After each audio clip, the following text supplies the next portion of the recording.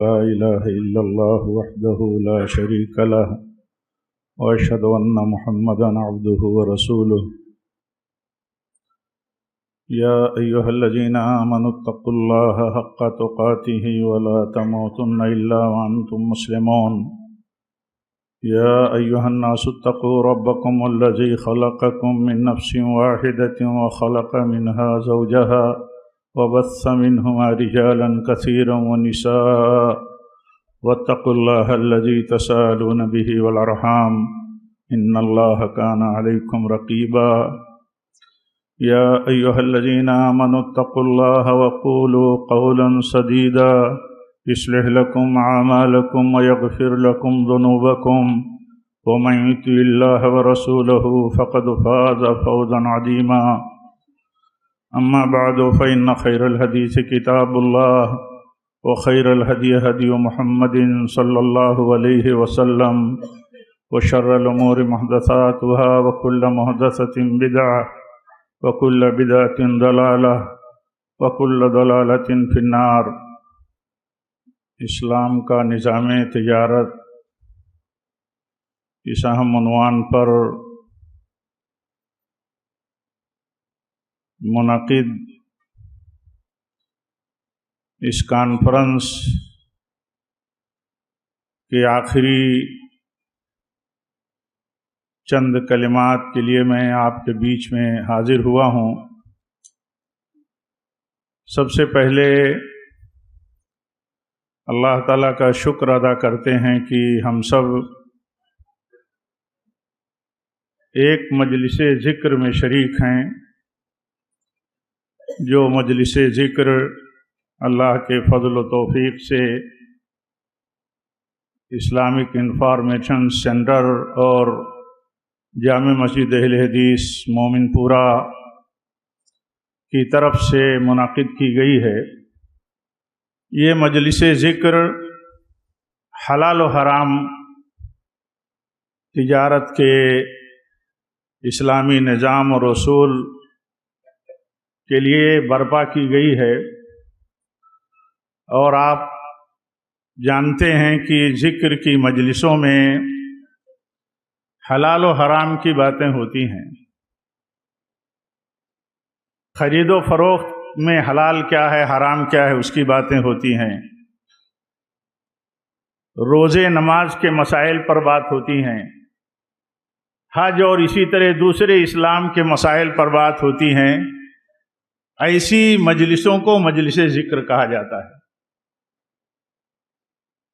یہ مجلس بھی اس اعتبار سے مجلس ذکر ہے، اور آپ جانتے ہیں ابھی بہت ساری تفصیلات ابھی بھی آپ نے سنی اور پہلے بھی آپ نے سنی ہیں کہ تجارت کے سلسلے میں بھی، خرید و فروخت کے مسئلے میں بھی ہمیں علم حاصل کرنا ضروری ہے۔ ایسی مجلسوں کو برپا کرنا، ایسی مجلسوں میں شرکت کرنا، یہ ایسے ہی ضروری ہے جیسے ہم کسی عقیدے کی مجلس میں شرکت کرتے ہیں، جیسے ہم کسی عبادت کے طریقے اور تعلیم کی مجلس میں شرکت کرتے ہیں، ایسے ہی ضروری ہے۔ سلف کہتے تھے کہ ہم تمہیں دنیا کے مسئلوں میں نہیں ضروری سمجھتے ہیں کہ تمہیں ہم بتائیں۔ انسان طبعی طور پر، فطری طور پر دنیا کے مسئلوں میں خود ہی بہت حریص ہوتا ہے، لالچی ہوتا ہے، فکر مند ہوتا ہے۔ اس کو ابھارنے کی اور اس کو آمادہ کرنے کی ضرورت نہیں ہوتی، ضرورت ہوتی ہے دنیا کے مسئلوں کا وہ حصہ جو دین اور ہدایت پر مشتمل ہے، ان چیزوں سے آگاہ کرنے کی۔ تو اب جو تجارت ہے، تجارت بھی ایک مطلب ہے دینی بنیادوں پر ایک طرح سے عبادت کے مسئلے میں بھی آتا ہے۔ آپ دیکھیے تجارت کی بہت ساری تفصیلات ہیں، ان کو جاننا، ان کو برتنا، یہ بہت عظیم اجر کی چیز ہے۔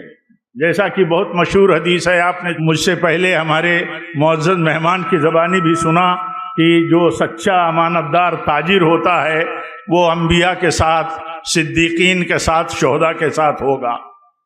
یعنی امانت داری کے ساتھ، سچائی کے ساتھ تجارت کرنا، یہ اتنی بڑی عبادت اور اتنے بڑے اجر کا مسئلہ ہے کہ اس کی بنیاد پر انبیاء کی رفاقت، انبیاء کا ساتھ اور صحبت ملے گی، اسی طرح صدیقین کی صحبت ملے گی، شہداء کی صحبت ملے گی۔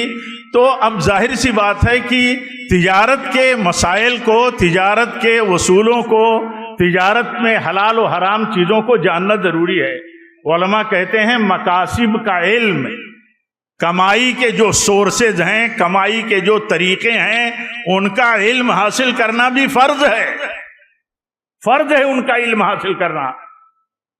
اور بہت مشہور ہے امیر المومنین عمر بن خطاب رضی اللہ تعالیٰ عنہ کے تعلق سے کہ وہ باقاعدہ ان کا آرڈر تھا کہ ہماری بازاروں میں وہ لوگ جو خرید و فروخت کے مسائل نہیں جانتے، اس کی سمجھ نہیں رکھتے، فقہ نہیں رکھتے، پابندی ہے ان کے اوپر کہ وہ خرید و فروخت نہیں کر سکتے، پابندی تھی۔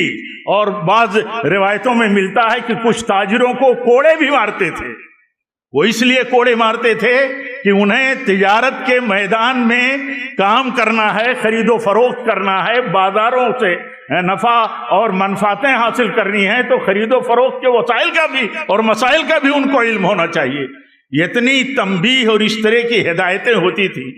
تو اسی سے دیکھیے اندازہ ہوتا ہے کہ ہمارے لیے مسائل تجارت کو جاننا کتنا ضروری ہے۔ مجالس الذکر جو ہے، ہمارے سلف کہتے تھے یہ ذکر کی مجلسیں، یہ ذکر کی مجلسوں میں حلال و حرام کی جو بات ہوتی ہے، خرید و فروخت کے مسائل کی جو بات ہوتی ہے، یہ ذکر کی مجلسیں ہیں اور ان کی بہت اہمیت ہے، ان کی بہت اہمیت ہے۔ اس لیے یہ مجلس بھی بہت اہم ہوگی انشاءاللہ۔ اللہ اس مجلس کی اور اس کانفرنس کی کوششوں کو قبول فرمائے، ہم سب کی حاضری کو اللہ تعالیٰ قبول فرمائے۔ لیکن یہ ایک بات میں آخر میں اور کہوں گا، وہ یہ کہ کانفرنس کی بہت ساری تفصیلات تو میں نہیں سن سکا، نہ دیکھ سکا، لیکن ایک بات اور کہوں گا کہ ہم دنیاوی تجارت اور منفعتوں کے لیے اسلامی نقطۂ نظر سے، دنیاوی تجارت کے تعلق سے جہاں تک میں سمجھتا ہوں اس کے مختلف موضوع اور پہلوؤں پر بات ہوئی ہے، جس کو ہمارے کانفرنس کے منتظمین اہل علم نے جو عنوانات طے کیے ہیں۔ لیکن اس میں ایک چیز میں اس وقت یہ کہنا چاہتا ہوں کہ دنیاوی تجارت میں جو اصل اور کامیاب تجارت ہے، وہ کبھی بھی کسی اہل حدیث کو، سچے مسلمان کو، خالص عقیدہ اور منہج پر رہنے والے کو نہیں بولنا چاہیے۔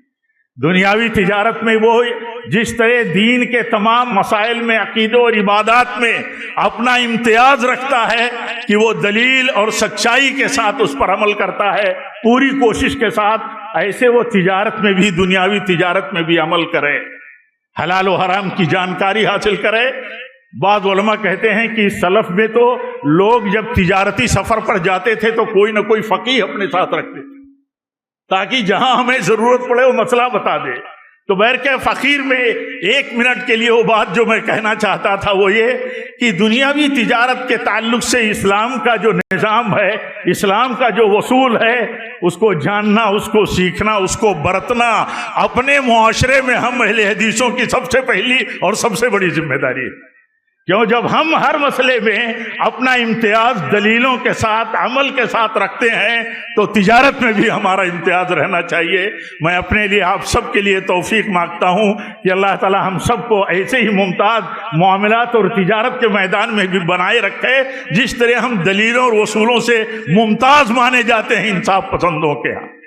تو وہ آخری بات یہ کہ دنیاوی تجارت کے ساتھ جو اصل تجارت ہے، جو کامیاب تجارت ہے، جو اصل میں اسلامی تجارت ہے، وہ کیا ہے؟ یا ایھا الذین آمنوا ھل ادلکم علی تجارۃ تنجیکم من عذاب الیم۔ اللہ تعالیٰ فرماتا ہے کہ ایمان والو، میں تمہیں ایک ایسی تجارت بتاتا ہوں جو تم کو دردناک عذاب سے بچانے والی ہے۔ وہ کیا ہے؟ اللہ پر ایمان رکھو، رسول اللہ صلی اللہ علیہ وسلم پر ایمان رکھو۔ یہ اصل اور کامیاب تجارت ہے۔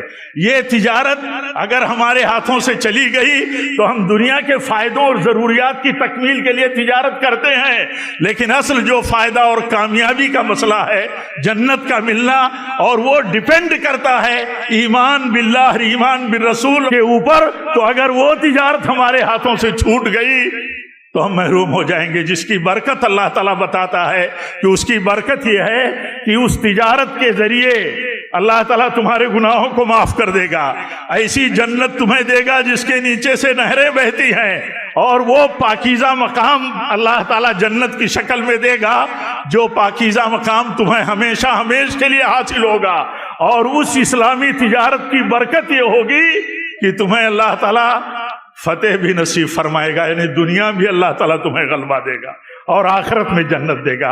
تو دنیاوی تجارت میں اسلامی اصولوں کو برتنا یہ تو اہم ہے, لیکن اس سے بڑی چیز جو اصل تجارت ہے وہ کبھی ہم ایمان والوں اور ہم کبھی بھی سچے اسلام کے دعوے داروں کی نگاہوں سے اوجھل نہیں ہونی چاہیے. اللہ تعالیٰ سے دعا کرتا ہوں کہ رب العالمین, دوبارہ دعا کرتا ہوں کہ رب العالمین اس طرح کی کوششوں کو, اس طرح کی مجالس ذکر منعقد کرنے والے ذمہ داروں کو اور کوشش کرنے والی تنظیموں کو, افراد کو اللہ تعالیٰ ان کی کوششوں کو قبول فرمائے, اور ہم سب کی اس حاضری کو رب العالمین باعث سعادت اور باعث مغفرت بنائے.